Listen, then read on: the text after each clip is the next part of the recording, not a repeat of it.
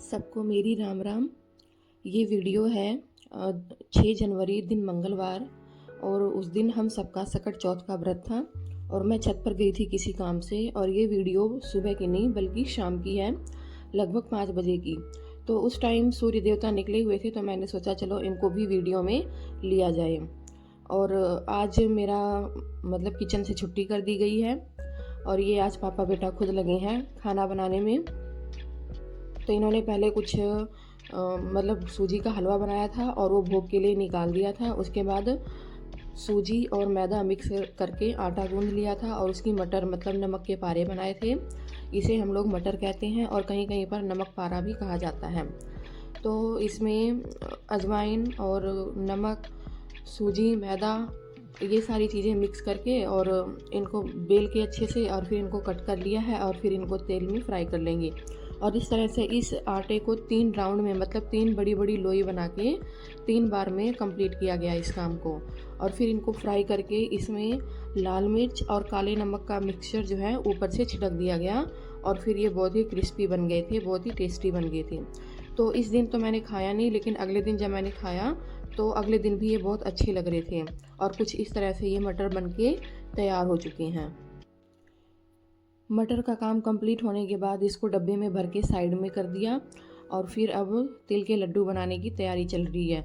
तो इसमें सफ़ेद और काले तिल पहले अच्छे से भून लिए, फिर गुड़ पिघलाकर उसमें तिल को मिक्स कर दिया और फिर थोड़ा थोड़ा ठंडा कर करके हल्का हल्का और फिर मैंने इनके लड्डू बना लिए।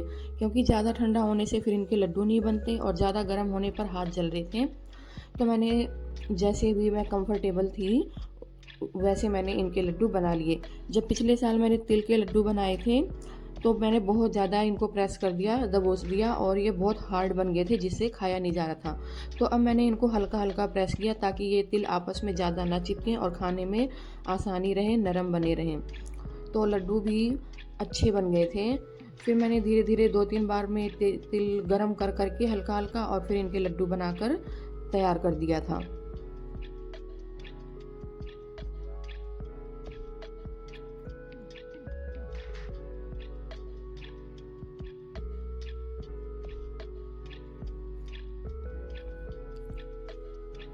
और एक तरफ इन्होंने शकरकंदी भी उबाल दी थी, क्योंकि सकट चौथ पर शकरकंदी का भी भोग लगाया जाता है। और इस दिन मेरी तबीयत बहुत ज़्यादा ख़राब हो गई थी तो मुझसे खाना नहीं बना। फिर इन्होंने अपने लिए दोनों जनों ने मिलकर सब्ज़ी रोटी भी बना ली थी, मतलब रात का खाना भी तैयार कर लिया था। तो जब तबीयत ख़राब हो तो दवाई से पहले परिवार काम आता है और अगर फैमिली की का सपोर्ट हो तो तबीयत अपने आप ही जल्दी ठीक होती है।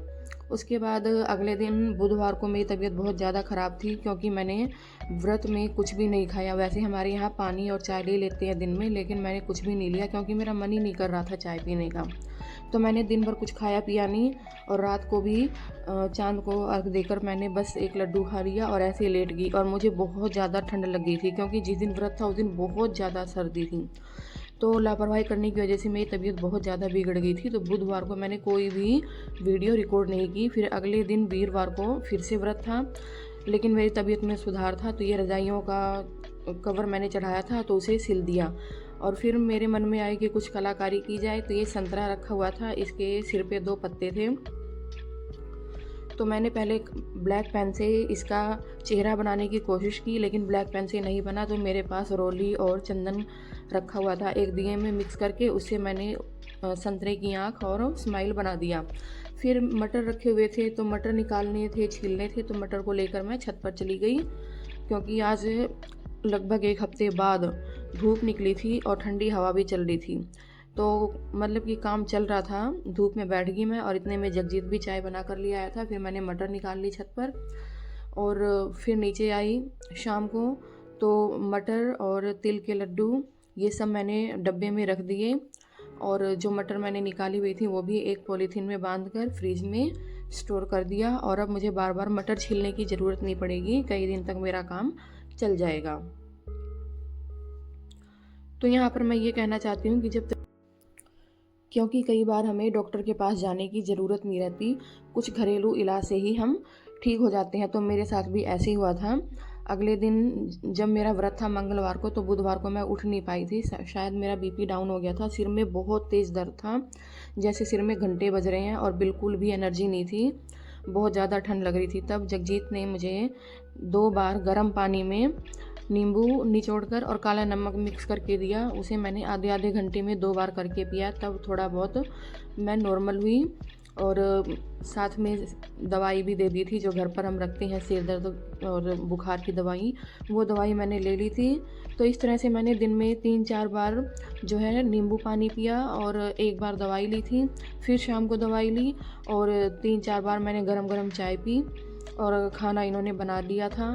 तो इस तरह से फैमिली के सपोर्ट से मैं बिना डॉक्टर के पास गए ही ठीक हो गई। तो हम हाउस वाइफ के लिए ऐसे ही होता है, अगर सपोर्टिव फैमिली हो तो ये भी भगवान के आशीर्वाद से कम नहीं है। तो इस तरह से मेरा व्रत कंप्लीट हुआ, और फिर ये मैंने दिन का काम निपटाने के बाद शाम को मैंने 2 शकरकंदी थी मेरे पास, तो मैंने वो कट करके और पहले उसको वॉश किया, फिर उसमें घी लगाया, और उसके पीस काट कर मैंने उसे तवे पर भूनने के लिए रख दिया। क्योंकि किसी ने मुझे बताया था कि जब हम कुकर में उबालते हैं तो उसका उतना टेस्ट नहीं रहता, और जब हम तवे पर ऐसे इस तरीके से भूनते हैं तो इनका बहुत अच्छा टेस्ट बनता है, और ये आसानी से बन जाते हैं।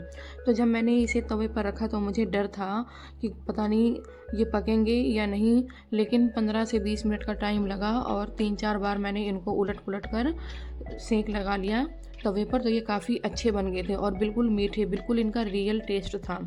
तो इस तरह से मैंने शकरकंदी भूनना सीख लिया है, और मतलब आइडिया भी काम कर गया था। तो जिन्होंने भी मुझे ये तरकीब बताई थी मैं उनको थैंक यू बोलती हूँ। आज की वीडियो को मैं यहीं तक रखूँगी। अपना ख्याल रखिए, ध्यान रखिए, स्वस्थ रहिए, आनंद में रहिए। और